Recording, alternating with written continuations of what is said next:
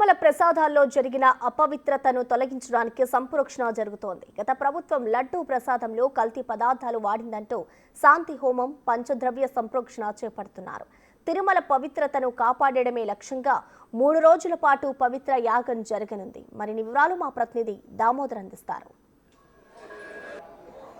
తిరుమల శ్రీవారి ప్రసాదాలు నైవేద్యాలకు సంబంధించి వాడే నెయ్యిలో కల్తీ జరిగిందని బయటికి రావడం, దీని నేపథ్యంలో భక్తుల మనోభిప్రాయాలు దెబ్బతిన్న కారణంగా మరోవైపు ఏదైతే స్వామివారి ఆలయంలో సంప్రోక్షణ అదేవిధంగా కార్యక్రమాలు ప్రస్తుతం కొనసాగుతున్నాయి. దీనిపై మనతో మాట్లాడడానికి ఆలయ ప్రధానార్చకులు అదేవిధంగా ఆగమశాస్త్ర సలహాదారులైన వేణుగోపాల్ దీక్షితులు ఉన్నారు. ఆయన అడిగి తెలుసుకున్నాం. స్వామి, కార్యక్రమం ఎప్పుడు ప్రారంభించారు, ఎంతవరకు కొనసాగుతుంది?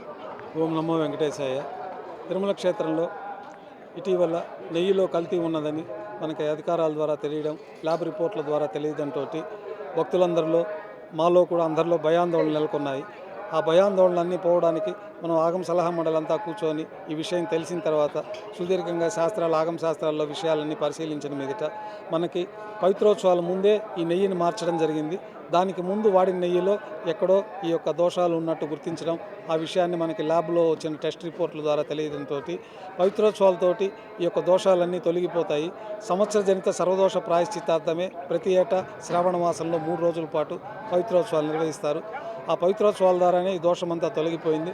అయినా ఆ విషయం మనకి గత 4-5 రోజుల ముందు ల్యాబ్ రిపోర్ట్ల ద్వారా తెలిసిందని భక్తులందరూ కూడా మనకు భయాందోళనకు గురవుతూ ఉండడం, మేమందరం కూడా భయాందోళనకు గురయ్యి తర్వాత శాస్త్రాలంతా పరిశీలించిన మీదట కొంత ఉపశమనం కలిగి తర్వాత పవిత్రోత్సవాల్లో అదంతా శుద్ధి అయిందని, ఆ ప్రసాదాల్లో ఎటువంటి దోషాలు అంటవు మనం చేసిన పవిత్రోత్సవాల వల్ల అనే విషయాన్ని మనకు ఆగమశాస్త్రాల ద్వారా తెలుస్తూ ఉన్నది. ఆ విధంగా జరిగిన దోషాలన్నిటికీ కూడా పవిత్రోత్సవాల్లో దోషాలు పరిసమాప్తం అయిపోయాయి. తర్వాత మనకు ఆ విషయం తెలిసిన తర్వాత ఇంకా ఎక్కడన్నా ఆ యొక్క శేషం ఉంటుందేమో అని చెప్పి ఊహల్లో అపోహాలు మనం శ్రవణం ద్వారా ఆ విషయం విన్నందువల్ల మనం ఏదో ఒకటి చేయాల్సిన కార్యక్రమం ఉంటుంది అని మనం పరిశీలించి శాంతి హోమం కింద ప్రత్యేకంగా ఈరోజు కార్యక్రమాన్ని నిర్వహించడం జరుగుతున్నది.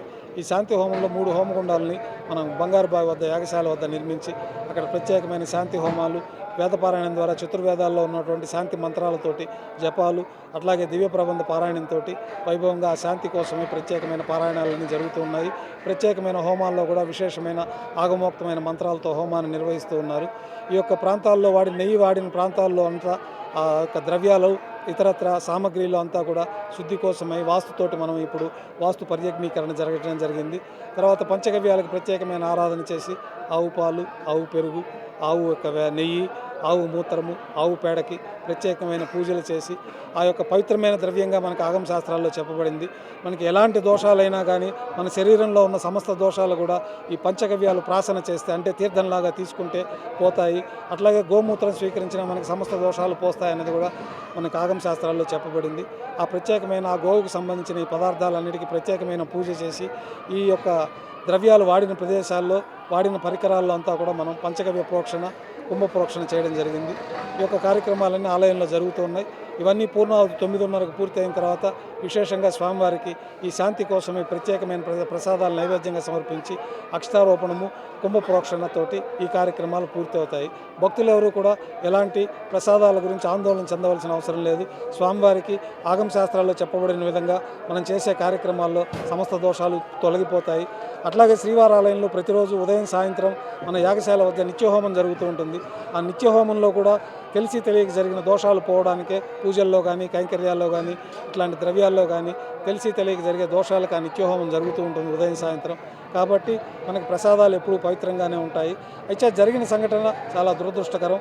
తెలిసిన తర్వాత మనం ఈ శాంతి ఒక విశేషమైన హోమాన్ని నిర్వహించడం జరుగుతూ ఉన్నది. సరే స్వామి, ఈ అఖండ దీపానికి కూడా ఇదే నెయ్యి వాడారు. అఖండ దీపాన్ని కూడా ఏమన్నా మార్పు చేసేది అవకాశం?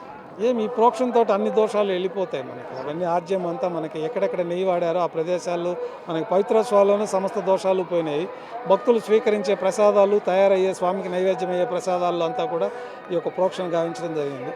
దేవాలయంలో జరిగే ఈ కార్యక్రమం వల్ల మన తిరుమలలో ఉప ఆలయాల్లో ఉండే దేవతామూర్తులందరికీ కూడా ప్రత్యేకంగా ఈ యొక్క కార్యక్రమం వల్ల శుద్ధి అయిపోయే కార్యక్రమం జరుగుతుందని ఆగమ శాస్త్రాలు చెప్తూ ఉన్నాయి. మీ వంశానుగరంగా మీరు ఇక అర్చకులుగా పనిచేస్తున్నారు. గతంలో ఇలాంటి కార్యక్రమాలు ఎప్పుడన్నా ఇలాంటివి జరిగాయా? అప్పుడేమైనా ఇలాంటి చర్యలు, ఏదైనా నివారణ చర్యలు తీసుకున్నారని మీ పెద్దలు మీకు చెప్పారా? లేకపోతే చరిత్రలో ఏమైనా ఈ తిరుమల చరిత్ర వైభవంలో కానీ ఏదైనా గతంలో ఇలాంటి కార్యక్రమాలు ఎప్పుడైనా జరిగినట్లు చరిత్ర ఉంది? నాకు తెలిసినంత వరకు మా పెద్దవాళ్ళు చెప్పినంత వరకు తిరుమల చరిత్రలో ఇంతవరకు ఇట్లాంటి పరిస్థితి జరిగినట్టు ఎక్కడా తెలియలేదు. మామూలుగా చిన్న చిన్న ప్రాయశ్చిత్తాలు చేసుకునే దానికి ప్రతిరోజు నిత్యహోమాలు అవి జరుగుతూ ఉంటాయి. దాంట్లో మనకు ఆగమ శాస్త్రంలో చెప్పబడిన విధంగా ఏదన్నా నెయ్యిలో పులుగులు పడడం అట్లాంటివి కనపడినప్పుడు ఆ నెయ్యిని విసర్జించి ప్రత్యేకంగా చిన్న శాంతి హోమంతో ఆ కార్యక్రమాలు పూర్తి అవుతూ ఉంటాయి.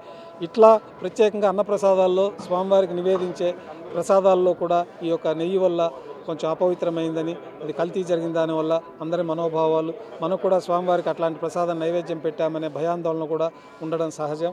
అయితే ఆగమ శాస్త్రాల్లో చెప్పబడిన విధంగా మనం అంతా పరిశీలించిన మీదట ప్రతిరేత పవిత్రోత్సవాలు జరుగుతాయి కాబట్టి ఈ దోషాలన్నీ పోతాయి.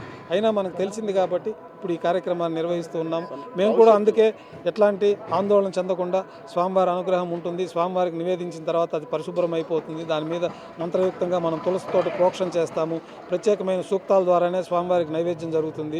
ఇట్లాంటివన్నీ కూడా ఆగమ శాస్త్రాల్లో ఈ పరిశుభ్రం ఏమన్నా తెలియక జరిగేవన్నీ కూడా పోతాయనే ఈ కార్యక్రమాన్ని మనకు ఋషులు నిర్దేశించారు.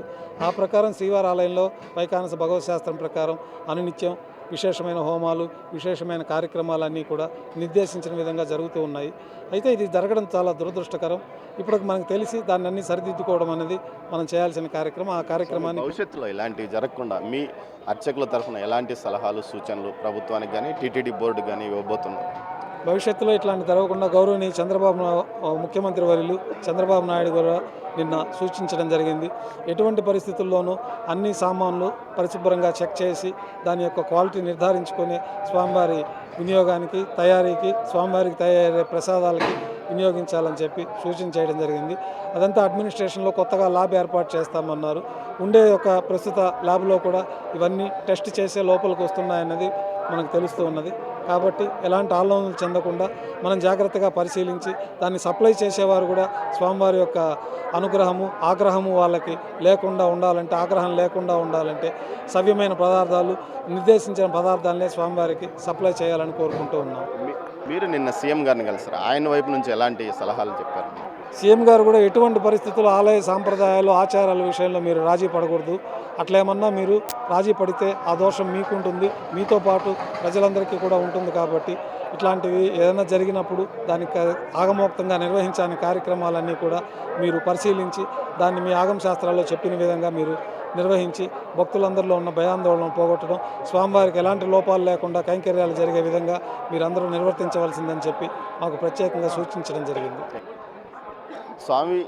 ప్రధాన అర్చకులు చెప్తున్న దాని ప్రకారం ముఖ్యంగా స్వామివారి ప్రసాదాల్లో కానీ, నైవేద్యాల్లో కానీ, అన్న ప్రసాదాల్లో కలిగిన కల్తీకి సంబంధించిన ఏదైతే దోష నివారణ పవిత్రోత్సవాలతోనే ముగిసిందని, అయితే అన్న సత్రాల్లోని పోటులో కానీ, అదేవిధంగా లడ్డూ పోటులో కానీ, నైవేద్యం పోటులో కానీ పూర్తి స్థాయిలో ఈరోజు పంచగవ్వ సంప్రోక్షణ ద్వారా పూర్తి స్థాయిలో సంప్రోక్షణ జరిగిందని, దీనివల్ల భవిష్యత్తులో ఇలాంటివి జరగకుండా కూడా చర్యలు తీసుకోవాలి. ఇదే విషయాన్ని సీఎం కూడా తమకు చెప్పారని, సీఎం ఈ దేవుని విషయంలో రాజీ పడకూడదని ఆయన నిష్కర్షగా చెప్పినట్లు కూడా ప్రధాన అర్చకులు వేణుగోపాల్ దీక్షితులు అంటున్నారు. కెమెరా పర్సన్ పురుషోత్తంతో దామోదర్, తిరుమల నుంచి.